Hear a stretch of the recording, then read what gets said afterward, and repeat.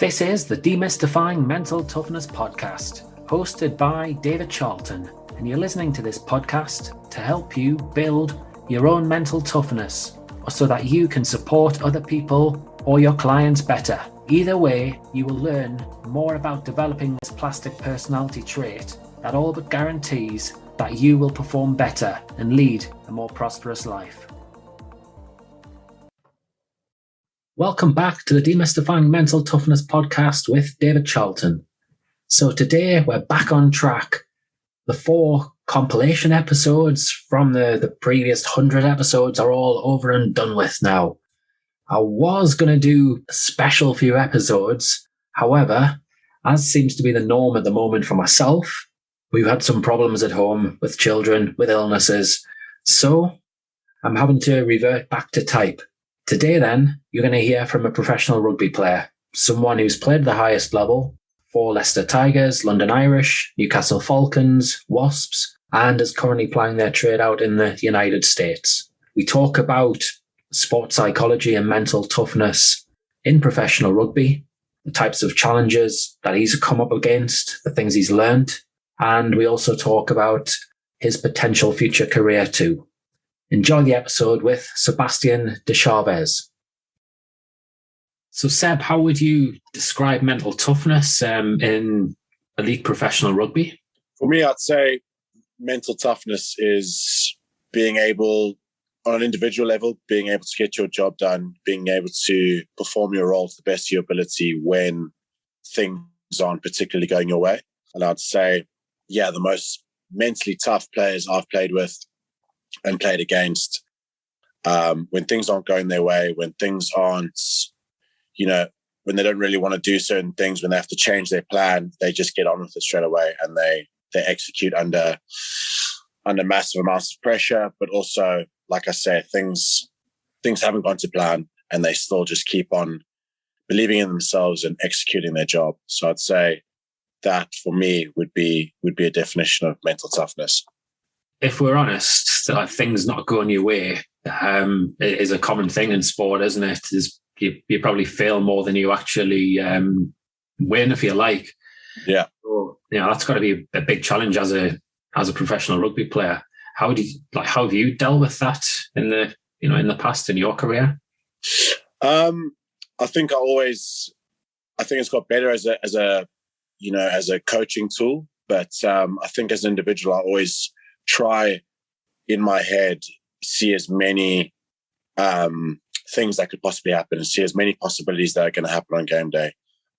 When you're analyzing teams and when you come up with a game plan for a weekend, obviously you come up with a plan that's best suited for the team you're going against. But like we've just said, very rarely do things go the way you want. So for me, in certain aspects of my game, I just try to think of all possibilities that could happen and try. You can't dwell on everything, otherwise you lose that bit of detail. But just try have a general idea of if certain things happen, this is how I'm gonna react to them. And I think that's helped me. And I think coaches have got a lot better over the last couple of years. You go in with a certain game plan, but there is, chat throughout the week of if the weather's like this, if they pick these certain players, if they decide to do this is what we're going to do, So I think that's definitely grown as a coaching tool, definitely in the last few years, which also helps because when it does happen, at least you've mentioned it, you've most probably come up with a contingency plan. So that definitely helps. And you've played with some like really top draw performers over the years. What sort of traits have you noticed in them that sort of separates them from from other players?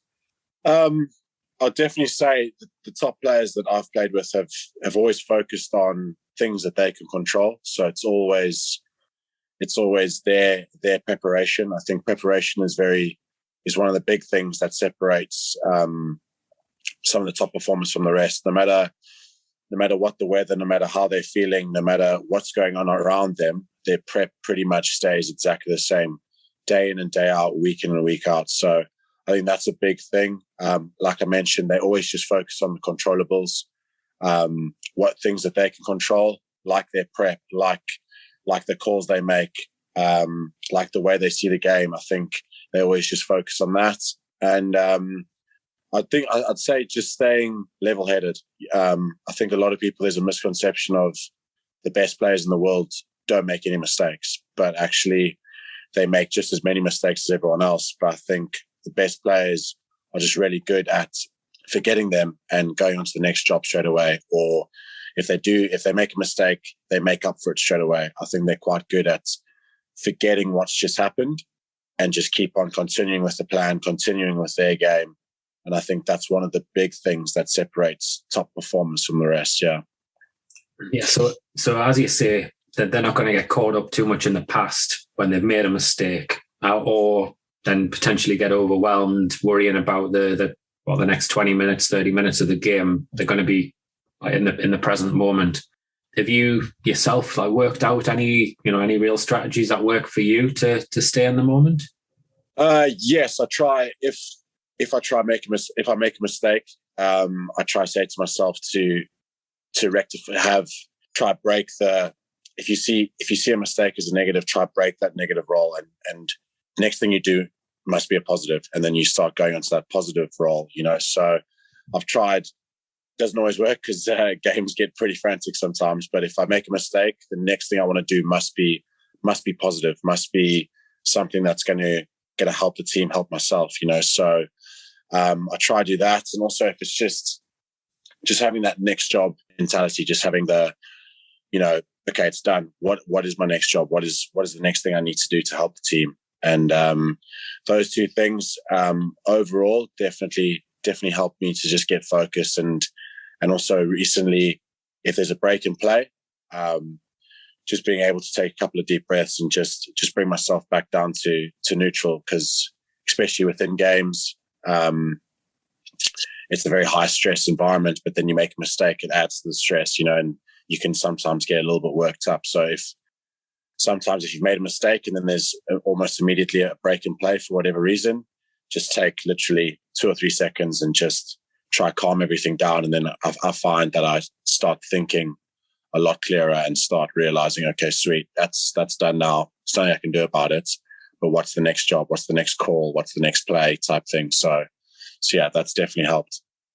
It's a good point you've made actually there about the breaks in play, because I know I've chatted to many players where those breaks, they can be in their own heads, whether they're just thinking of and replaying different situations that have happened in the game.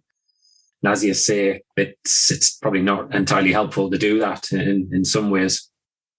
Yeah, for sure. And it's especially in games like rugby, you can go almost 2 minutes, 2.5 minutes without a break in play. That can almost be, if you're, depending how the game's going, that could be 7 or 8 actions for you as an individual. And if that first action is not a mistake, but if it's a negative action or something like that, and you get too worked up about it, you can, which has happened to me a couple of times when I was a lot younger. You do something not so good, you try and make up for it frantically. Then the second thing you do is also not so good. So now you're almost in the spiral of trying to make it work, trying to make it better, but you actually are so frantic, you actually start making it worse, and you get into this massive spiral of just, making mistakes or not playing to your best ability. And then eventually when you get that break in play, if you're able to take that deep breath and be able to see what's happening, you kind of feel a bit stupid, really. You're just like, why was I so worked up? Why can't I just calm down? And I suppose, especially when it comes to sports psychology, I think that would be one of the biggest challenges I'd find as an athlete, is in the moment, while everything's still going on, how do you get yourself back to neutral when things aren't most probably going your way?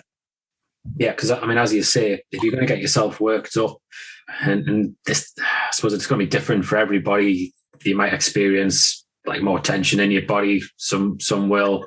The thinking might well go into overdrive, but ultimately it's then going to impact on your decision making, isn't it? On the pitch, the way you communicate with your teammates, your body language, all of those factors.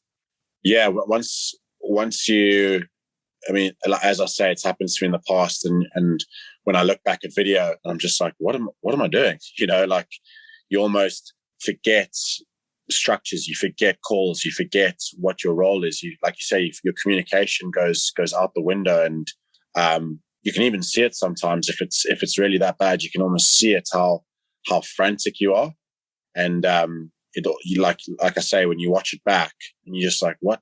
I don't actually know what I'm doing there. And then once you start knowing those cues, and you look back to the first phase and you're like, oh, okay, that's most probably I dropped the ball, or I missed a tackle, or I've missed a call there.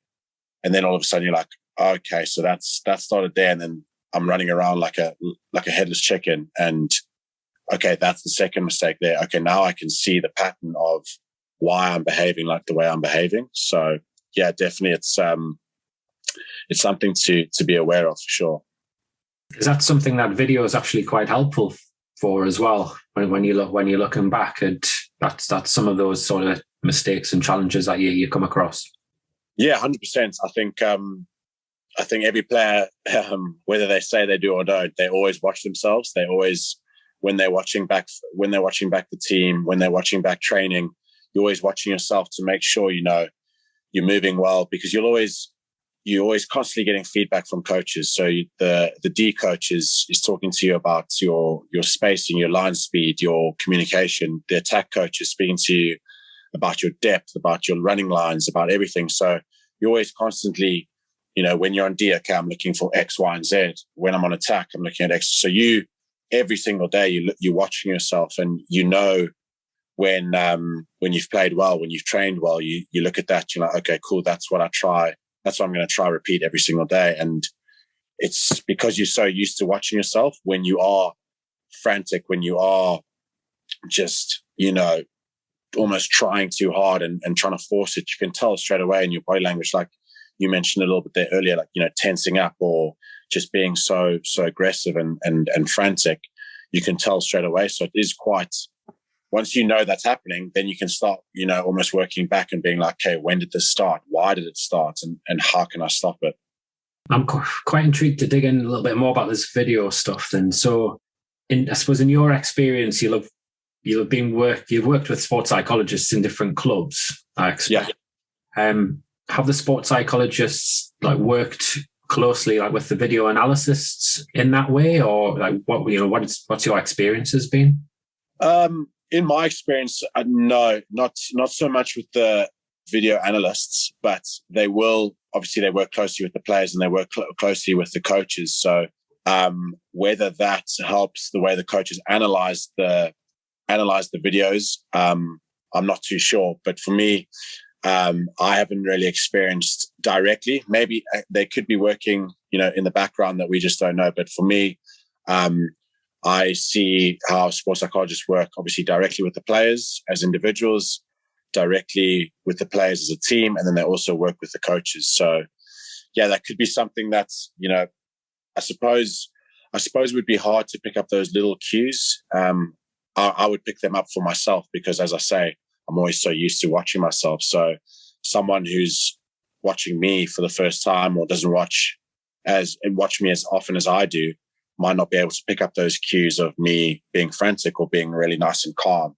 So I think it could be somewhere where, sports psychologists could look into and sit down with the player and be, watch video together and say, look, this is what I'm seeing. Is this what you think's going on? I think that could maybe be quite useful too. Yeah, no, I think we might have touched on something there. Yeah. Yeah, I can definitely see how it would be helpful, like you say, in those critical moments in games. So in terms of, I suppose, your experiences of sports psychology in action, what are the better moments, if you like, when it's been most effective? For me, some of the most effective ones is just small team sessions where you almost get taught a new skill, not taught, but a new skill's been brought forward to you. So the sports psychologist at WASP is extremely good at this. We just have small, every couple of weeks we have a meeting, and he brings in a new, visualization, positive talk, all these kind of little things, and explains it to us. And then in past meetings, he's brought up players that use these certain techniques, and they speak about it and they say why it helps and how they do it. And I think that's really useful, because I think boys can then start, almost exploring these techniques. Not everything's going to work for everyone, but at least they're aware of something. They can say, okay, maybe that's something that works for me, and try it. And if it works, then just keep on developing it. And the sports psychologist is always available, whether it be at the club or over the phone. So boys are always quite eager to learn more, quite eager to listen and hear different ways of getting better, because that's what it boils down to at the end of the day. Boys are always open to trying to get better. So I think that definitely helps. Yeah, I mean, it's certainly the way I view our role is trying to help players get a mental edge ultimately, and like you say, perform that 1, 2, 3% better. How is sports psychology generally viewed then in your experience in professional rugby, and maybe how's that changed over the last 5-10 years or so? I think it's definitely becoming a norm now. I think maybe a few years ago, boys were still a bit standoffish, and it almost had I wouldn't say a negative connotation, but I'd say, if you were seen, or if you're known to go see the sports psychologist, boys would be like, oh, he must be struggling, he must be worried about something, or, whatever it may be. Whereas now it's definitely seen as, oh, I'm doing some work with Dave. Okay, cool. And boys just view it as, oh, okay, he's trying to get better. He's trying to, improve on something, or he's maybe experimenting with something, and then all of a sudden it's actually piques the curiosity. Boys start asking like, oh, what you been working on? Why do you do this before you throw? Or why do you do this before training? And then once boys start saying, oh, it's because me and Dave have been working on this, and we're trying to make it happen, and this is why. And then boys, I definitely think it's way more accepted. And for me at Wasps, I think which is a massive positive. I can see sports psychology in almost everything: the way they coach, the way they speak to players, the way players interact with each other and stuff. It's all he's very intertwined within everything, which I think is quite important, because obviously, like you say, getting that mental edge can be seen in almost every department of a professional sports team. So yeah, to put it into one statement, I think definitely it's growing, and it's a lot more acceptance, a lot more seen as a performance tool instead of something's gone wrong kind of thing. Yeah, that's music to my ears. That is. It's definitely good. Yeah, it is nice to hear that, because often, obviously, these environments, they're full of egos, aren't they? And and I suppose in lots of cases, you've got a lot of very confident individuals who can sometimes think, right, my way is the best way. But yeah, so the fact that they're more open to it is certainly a positive thing. The thing is the other thing which I noticed you mentioned there was that players are talking about it more, and they're a little bit more open with each other, because there was a time certainly where it was very secretive. As you say, you were seen to have a problem there. Yeah. So in terms of the role of the sports psych in a club setting, I know in the past I've found it difficult at times, because you're trying to form good relationships with coaches in order to help influence players, and then you need to form good relationships with players to buy their trust in order to help them. It was always a difficult line, because obviously coaches select the team, and players want to try and withhold some secrets, and that whole trust thing was a tricky one. What are your thoughts around that? Yeah, I think, especially in your position, I think it is it's a tricky situation to be in, because you're trying to build, like you say, you're trying to build trust in both camps, and both camps kind of want you 100% on their side. So it's it's a tough balance. I think coming from a player's perspective, I think if I know for a fact that the sports psychologist I'm working with has got my best interests, got my overall performance, my goal for improvements at heart, and I truly believe that that is his main focus, then, I don't think it's a problem if, not the lines get blurred, but if you are, speaking to both camps, if you are building relationships with both camps, as long as it's, it gets to a stage where I can trust you, you can trust me, and we can work together and build a good relationship. I think in a team sport, there's always going to be crossover. Coaches need to know, not every single detail, but coaches do need to know what's going on with their players, and players need to, almost know what the coaches are thinking, kind of thing. So it's almost that two-way road. But I just think, coming from me personally, if a psychologist I'm working with has got my best interests at heart, then I'm happy to trust them and work with them and constantly improve, like we keep on saying. Yeah, I mean, it does make sense for there to be like an element of transparency. Otherwise, I mean, it's a difficult one. As you say, you don't want to be discussing every single detail as a sports psychologist to the coach, and the coach doesn't want to know every single detail. But yeah, you're working as a three, all with the same goal of trying to make you a better player and help the team improve, then happy days in that way. In terms of your own career and different challenges that you've faced, is there any spring out that you'd happily discuss? What challenges? In terms of like when we're thinking about sports psychology and like mental game challenges, I know you've mentioned about on the pitch there and dealing with mistakes. Yeah. Are there any other challenges that you're happy to share?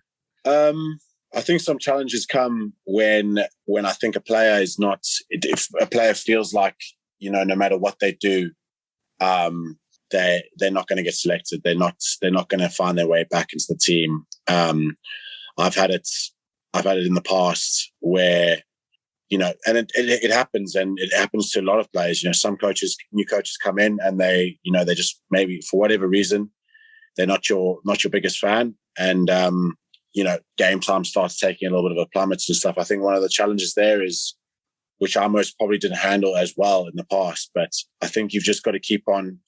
I think you change your goal maybe from playing to just constantly improving, just constantly getting better. And I think take the emotion out of it, take that person's opinion out of it, and just say, look, every day I'm going to wake up, I'm going to come in, I'm going to try to get better, and I'm going to try to get better. And I think most probably in the past, I didn't get that right. I think I most probably let the emotion of not being selected or, almost the coach's opinion get the better of me and say, I should be playing. When you think you deserve something, you don't, at the end of the day, you don't really deserve anything. I think you got to keep on coming in every day and getting better and better and better. And I think that's one of the things I've learned is, you most probably can't control someone's opinion, but you can control your reaction to that opinion, and you can control what you do to it. And if you come in 365 days a year and you do get better and you absolutely smash your goals and you do everything and you still don't get selected or you still don't win that person over, you can still walk away with your head held high, knowing actually in a year I've achieved this. I've got so much better at this. I'm a better player than I was before. And now on to the next challenge, So I'd say that was probably one of the, and it's also as much physical. It is mental, getting up and still having that drive is not easy. Is definitely not easy when you're not guaranteed something at the end. We always, especially sportsmen and in professional sport, you're so goal oriented. You got the game at the weekend. You've got the winning the league at the end of the season. You've got finals, semis. You want to be a starter. You want to all these different goals. But to wake up when the goal is not really certain, there maybe not be a goal. There's just the goal of constant improvements. Then it is tough. But I think definitely that's something I could most probably have worked on a lot better in the past. I suppose part of that will come with age as well and experience to be able to see that. But at the same time, I can imagine though in those circumstances, it is very easy to take it personally and then potentially make it personal about you and the coach as well. So you end up just losing, complete perspective. Yeah, that's you most probably summed it up perfectly. There is you take it personally, and I think now I look at it as, first of all, it's one person's opinion. It's not the whole rugby world. It's not your whole team. It's not your mates. It's not your family. It's one person's opinion, and it's their view of you as a rugby player. It's not their view of you as a person. It's not their view of you as a friend, boyfriend, father, whatever it is. It's just their view of you as a rugby player and what they need right now from their players. And I think once you start breaking it down at that, then it's all of a sudden, it's not a personal attack. It's you can flip it. You can flip it onto, actually, it's feedback. It's feedback, and you decide, because all feedback's just feedback. It's not positive or negative. It's just feedback. You decide if it's positive or negative. And I think definitely in the past, I saw it straight away as a negative, and it's straight away as a personal attack. And it's, you most probably nailed the head on the nail on the head there. Is with experience, I've realized that it's not, it's one person's opinion, and it's feedback at the end of the day, and use it as you may. I suppose two things that stand out for me there. When we go back earlier, you talked about the really good players and how they're able to take care of the controllables. I suppose in that type of instance, you kind of control what the coach thinks and the decisions that they make. The only thing you can control is how you respond to it ultimately. And as you say, whether you decide to shift your goals and just come in and do your absolute best in training day in, day out, or whether you choose to sulk and let it get you down. Easier said than done, mind you, but yeah, definitely. It's it is a fact. One thing as well with that type of situation, and it must be quite difficult as a professional sportsman, where I can imagine your like self-concept, your whole identity, I can imagine can get wrapped around the fact that you're a professional sports person, a professional rugby player, and then that can maybe ebb into your own self-esteem at times. Yeah, 100%. And it almost, especially if, for me, in my experience of it, I was playing a lot before, and you become, like you say, you tie your self-identity to that, starting week in and week out, playing in big games and all this kind of thing. And then all of a sudden it just stops, or it doesn't, it doesn't happen as often. And 100%, because people always ask, they're used to you playing every weekend, let's say, and all of a sudden, those questions start coming in like, oh, you're not playing this weekend. Oh, why? When are you going to play next? Are you injured? Are you, and all these questions are, and it's quite hard to answer them, or, especially when someone hasn't been in that situation, especially when someone doesn't know what a professional sports team is like, and how selection works, and how coaching works, and all this kind of thing. You have that conversation with someone and they're like, oh, are you not playing because you're injured? And you're like, no, I'm fit. And they're like, oh, why aren't you playing? It's just like,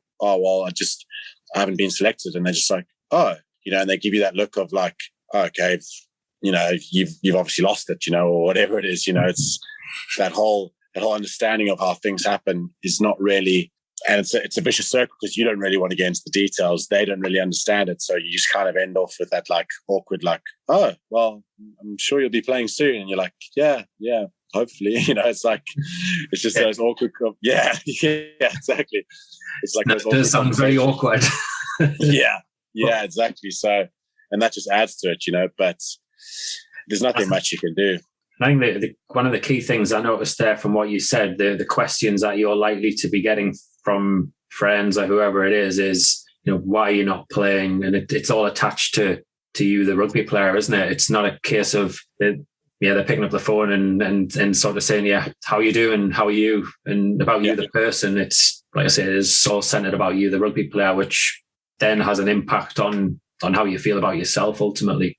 Yeah, and again, like I'm extremely lucky. I've got a great support structure of family and friends, and girlfriend and everything. So, that they will always ask the right questions. They always, like you say, they always how are you doing? How are you feeling?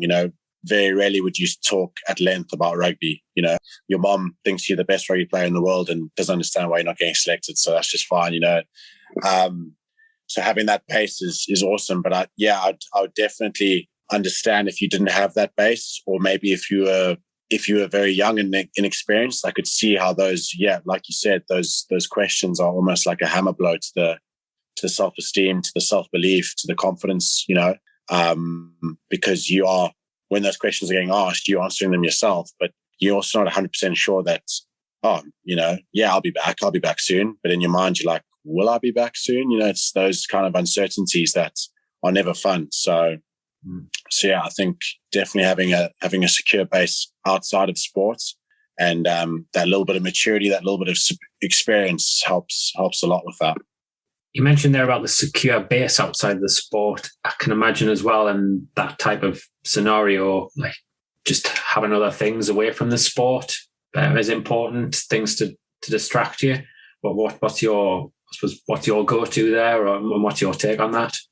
Yeah, as mentioned before, I've got a great base of family and friends and girlfriend, and none of them are, besides my older brother, my mom, my sister, my girlfriend are, they're not rugby nuts or anything like that. So it's quite nice to spend some time with them. It's not about rugby. And when I spend time with my older brother, it's also not really about rugby, but it's all about sport, because me and him we just love sport. We've always played sport together.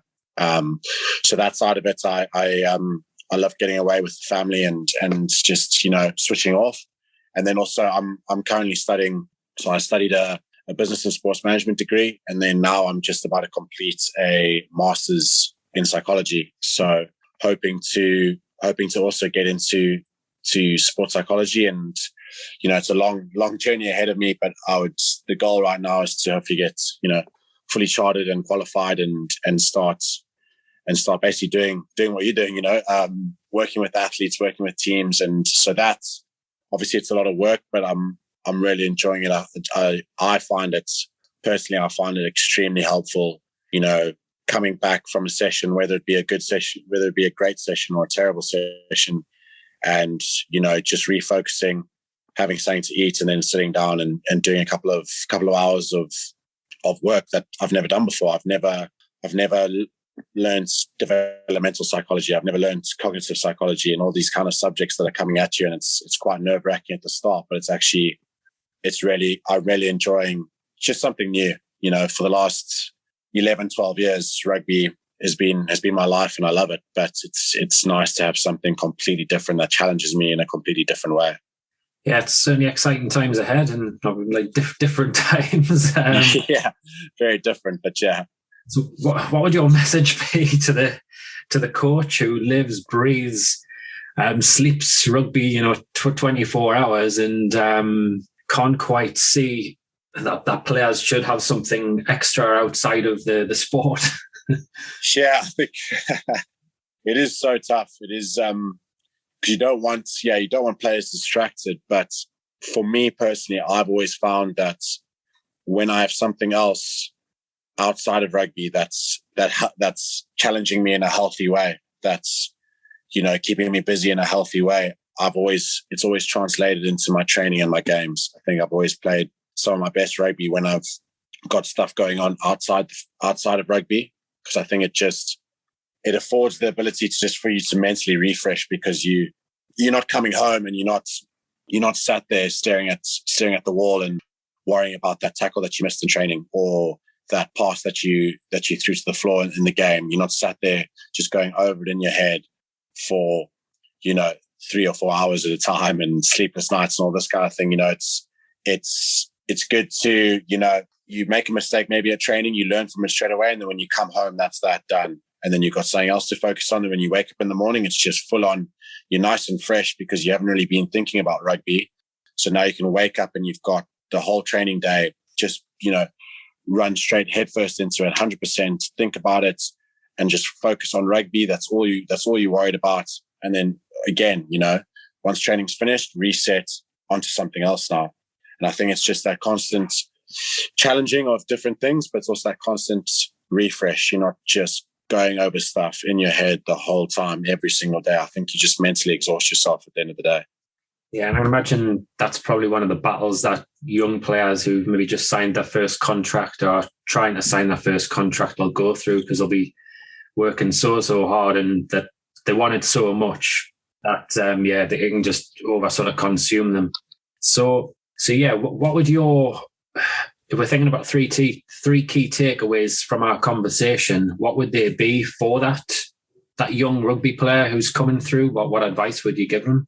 I think, I'd almost tie them into the advice I'd give them would be what I've seen from high performers, what we've spoken about. You know, I think as a youngster, just focus on what you can control, and that is all the small things. If you start breaking it down, there's so many things that you can control that can help you. You know, your sleep, your diet, the way you train, the way you analyze training and games, and how you take on feedback. There's so many things that you can control, because I see a lot of youngsters, they worry about when they first arrive, they worry about what the coach thinks. They worry about what the senior players think. They worry about what, are they going to get selected? And that's, at the end of the day, that's very much out of your control. You can't control what someone is going to think of you, but you can control how you train, which might affect what they think of you. That you can control how a good teammate you are. That'll affect how the senior players think of you. You know, all these things, you can't maybe affect the result, but you can affect the whole process. So I'd definitely say one big thing for me is focus on the controllables. I'd just say, don't worry, don't look too big picture, especially when you're young. Just get in, do the work, and just try get better every single day. Just try get better every single session. And there's going to be a lot of sessions where you don't get better, where you have a bit of a shocker. We all do. You have loads of them. But just put it down to experience. Put it down to, okay, how do I learn from that? Always, I'd say actually to put that into one thing is just constantly try learn. Just constantly be learning the whole time. And just, if you're lucky enough to be in an amazing setup in a top club, then, learn from the best players. One thing I've known about top performers is they've always got time for youngsters. If youngsters generally go to them and say, look, I want to work on my kicking, I want to work on my tackling, I want to work on my lineouts. Top performers who, they've always got time for that. They're always willing to help. And that's just golden stuff that you can just learn. And the third point I'd say would be have balance. I'd say definitely have balance across the board. Yes, being a professional rugby player is amazing, and playing in big games and playing against best teams is amazing. But just have that balance within your life of, it doesn't have to be studying, doesn't have to be anything formal, but just have that balance of something to go to outside of rugby, whether that be a hobby, whether that be a group of friends that you can just go to, organize a coffee or organize a lunch and just go there and just completely switch off for 2 or 3 hours. But I definitely think as a youngster, throughout your whole career, I think there has to be balance there. When there's not balance, then, because inevitably it's not going to go to plan. Even if you're the best player in the world, some of the best players in the world, you still get injured. You still have drop of form. You still have, maybe you're playing well, but the team's doing badly. All these kind of things. You have COVID. Seasons get shut down.